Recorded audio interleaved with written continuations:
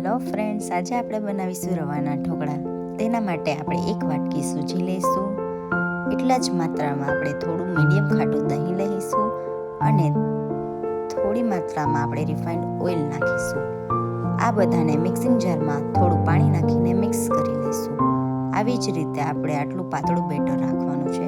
તેમાં થોડું જીરું આખું લેવાનું છે, સિંધાલું મીઠું લેવાનું છે અને આદુ મરચાંની પેસ્ટ લેવાની છે. 15 મિનિટ રાખીને તેમાં બેકિંગ સોડા ઉમેરી થોડી માત્રામાં પાણી ઉમેરી સારી રીતે મિક્સ કરી લઈશું.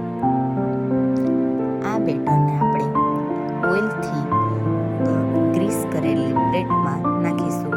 તેને 15 મિનિટ માટે બાફવામાં રાખીશું. વરાળથી આપણે બાફીશું તેને. આવી જ રીતે ઢોકળા સારી રીતે 15 મિનિટ બાદ બની જાય ત્યારે આ નાઇફ ક્લિયર આવવી જોઈએ. નાઇફ નો ક્લિયર આવે તો 5 મિનિટ વધારે રાખવાનું. તેને આપણે ફુદીનાની ચટણી તેમજ નાળિયેરની ચટણી સાથે સર્વ કરીશું.